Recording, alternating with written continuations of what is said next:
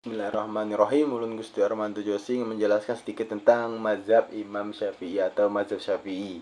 Yang dimana Imam Syafi'i bernama Abu Abdullah Muhammad bin Idris bin Abbas bin Utsman bin Syafi'i bin Ash-Sha'ib bin Ubaid bin Abdi Jaid Ibnu Hisham bin Muttalib bin Abdul Manaf. Yang dimana nama Syafi'i ini diambil dari nama kakeknya. Dan juga perlu diketahui bahwa Imam Syafi'i ini adalah keturunan dari Rasulullah Shallallahu Alaihi Wasallam, dari keturunan Ali bin Abi Thalib, yang dimana ibunya selalu bermimpi tentang bintang-bintang kejora ketika Imam Syafi'i ini di dalam kandungan yang sudah menunjukkan bahwa beliau adalah orang yang istimewa. Lahir di Gaza pada tahun 150 Hijriah atau 780 Masehi, wafat di Mesir 240 Hijriah atau 282 Masehi. Beliau di Gaza yang sekarang adalah Palestina. Kemudian ada beliau metode istinbat hukumnya, beliau adalah yang paling lengkap. Ada 4, yaitu Al-Quran, As-Sunnah, Al-Ijma', Al-Qiyas. Yang dimana Imam Syafi'i ini adalah imam yang paling tertib dan imam yang paling teliti. Karakteristik pemikiran beliau juga ahlul ra'yi, qaul qadim, ahlul hadis, qaul jadid, lebih banyak daripada imam-imam sebelumnya karena beliau adalah imam yang paling tertib dan paling lengkap. Nah, seperti itu. Kemudian ada Al-Quran, beliau itu mengambil qati yang pasti dan zanni. As-Sunnah yaitu kalau dalam mazhab Syafi'i itu berfungsi menguatkan hukum yang ada dalam Al-Quran. Ta'kid yaitu menjelaskan, tabyin dan mensyariatkan hukum yang ada dalam Al-Quran, yang dimana beliau dalam As-Sunnah ini yaitu berfungsi menguatkan hukum yang ada dalam Al-Quran, yang dijelaskan dalam Al-Quran, dan mensyariatkan hukum yang ada di dalam Al-Quran. Nah, itulah fungsi As-Sunnah. Kemudian merincikan hukum global seperti kewajiban sholat. Nah, yang dimana kewajiban sholat itu tidak ada penjelasannya di dalam Al-Quran, maka penjelasannya ada di As-Sunnah. Nah, tentang tata tertib sholat itu ada di As-Sunnah. Kemudian menjelaskan maksud hukum mutlak seperti perintah memotong tangan dan mencuri. Nah, jadi beliau lebih menyempurnakan hukum itu dan melengkapi hukum itu mutlak supaya jelas kalau Imam Syafi'i. Kemudian mengkhususkan hukum-hukum yang bersifat umum. Ada beberapa hukum umum yang dikhususkan oleh Imam Syafi'i. Kemudian ada ijma, kesepakatan para mujtahid umat Nabi Muhammad SAW setelah beliau wafat dalam masa-masa tertentu dan tidak terdapat perkara-perkara tertentu. Nah, itulah ijma yang dipakai oleh Imam Syafi'i. Kemudian ada rukun ijma'nya, terdapat beberapa orang mujtahid saat terjadinya peristiwa dan mereka lah yang akan melakukan ijma', yang dimana beberapa mujtahid terjadi pada suatu peristiwa dan mereka lah yang melakukan ijma'. Kemudian dalam permasalahan itu yang disebut dengan ijma'nya. Kemudian mujtahid dari seluruh dunia Islam. Nah, di sini kalau Imam Mazhab Syafi'i itu beliau mujtahid dari seluruh dunia Islam, itu maksudnya tidak mengambil mujtahid dari seluruh dunia Islam dalam suatu permasalahan di suatu daerah. Misal di Indonesia permasalahannya, karena Indonesia adalah bermazhab Syafi'i, ketika ada permasalahan bagaimana cara melakukan ijma, maka yang diambil bukan dari mujtahid dari seluruh dunianya, tapi mujtahid yang ada di Indonesia dikumpulkan dan membahas suatu permasalahan untuk memecahkan suatu permasalahan. Kemudian ada sharih, tegas dan bulat. Beliau itu sangat tegas ya terkait hukum.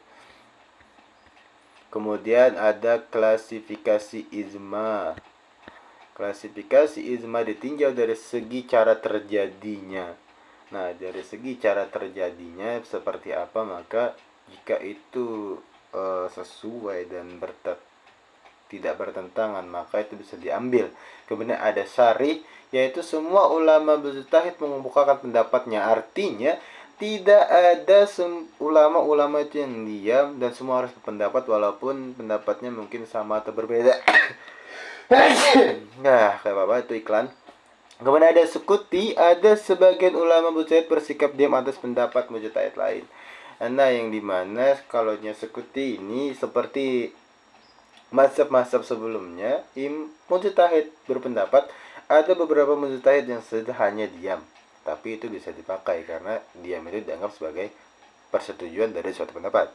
Kemudian ditinjau dari segi yakin atau tidak yakin suatu ijma. Nah, jadi kalau banyak yang yakin maka ijma itu bisa dipakai, tapi kalau tidak banyak yang yakin maka tidak bisa dipakai. Kemudian ada ijma qati, yaitu hukum yang dihasilkan ijma itu diyakini benarnya baik dilakukan oleh siapa atau apapun. Nah, artinya ijma qati ini sangat diyakini kebenarannya karena itu misalkan di dalam itu dilakukan oleh siapapun dan kapanpun, tapi siapapun itu orang-orang yang benar-benar mujtahid walaupun waktunya tidak tertentu gitu. Kemudian ada ijma, kemudian ada namanya ijma zanni, yaitu hukum yang dihasilkan masih memiliki kemungkinan akan berbeda yang dilakukan oleh orang lain atau pada waktu yang lain. Nah, jika hukum yang dari ijma zanni itu dikeluarkan atau ditetapkan tapi masih memiliki kemungkinan yang berbeda jika dilakukan oleh orang lain atau pada waktu yang lain, misalkan tempatnya berbeda atau waktunya berbeda, maka yang disepakati oleh ijma itu akan berubah ketentuannya. Nah, seperti itu maksudnya mungkin Bapak lebih paham. Kemudian ada rukun kias, itu ada asal atau pokok sama seperti sebelumnya Imam Hanafi, Imam Maliki juga ada. Kemudian sesuatu yang dapat nasnya yang terjadi bahan analogi jelas. Kemudian ada furu atau cabang yang sesuatu yang tidak ada nasnya yang dilakukan dalam asal. Hukum asal yakni hukum syara yang telah ditentukan oleh nas. Ilat, nah juga Imam Syafi'i menggunakan ilat yang ada untuk mendapatkan suatu kias misalkan. Nah, kalau beliau ada macam-macam kiasnya. Di sini ada kias ilat yang dimana kias yang mempersamakan asal dan furu yang punya kebersamaan ilatnya sama. Kemudian ada kias jali, ilat berdasarkan dalil yang pasti ditunjukkan dengan kata-kata seperti kata memabukkan dalam larangan minuman khamar. Nah, yang penting mabuk.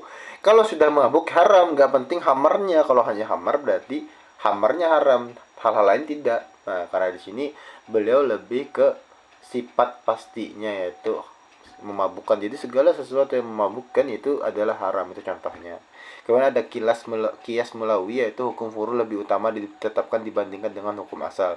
Seperti haramnya mengucapkan kata kepada orang tua, ilatnya yakni menyakiti hati. Ya jelas, pasti menyakiti hati kalau ngomong seperti itu. Nah, maka itu adalah kias mulawi. Kata yaitu adalah menyakiti hati orang tua kiasnya. Kemudian ada kias musawi, yaitu hukum furu'nya sebanding hukum asal, seperti menjual harta anak yatim dikiaskan kepada memakan harta anak yatim. Ilatnya sama dengan menghabiskan harta anak yatim. Itu sangat tidak diperbolehkan ya, karena itu sudah merhardik anak yatim seperti yang dijelaskan dalam surah Al-Ma'un. Maka kita harus menyayangi anak yatim. Nah, itu jelas. Kita tidak boleh menjual harta anak yatim, itu maka dikiaskan sama memakan harta anak yatim. Dan juga dikiaskan menghabiskan harta anak yatim. Itu bukan hak kita. Hak anak yatim dikasih kepada yang yatim. Seperti itulah kesian anak yatim. Karena Nabi pun adalah seorang anak yatim. Kita harus mencintai anak yatim, karena kita juga pasti bakal jadi seorang yatim. Kemudian ada kias kafi, yang dimana ilatnya mungkin dijadikan ilat dan mungkin tidak. Nah, jadi ilatnya mungkin jadikan ilat dan mungkin juga tidak. Artinya seperti itulah. Kemudian seperti mengkiaskan sisa minuman burung kepada sisa minuman binatang buas. Ya, misalkan sesuatu yang diminum oleh binatang buas kemudian diminum burung, apakah itu boleh diminum? Nah, seperti itu. Itu sebuah pertanyaan yang akan dijawab oleh orang yang pintar saja. Kemudian ada kias dalalah. Kias dalalah itu adalah kias yang ilatnya tidak disebut tetapi merupakan penunjuk yang menunjukkan adanya ilat. Ilatnya tidak disebutkan tapi ada penunjuk yang menunjukkan bahwa ada ilatnya. Nah, seperti itu.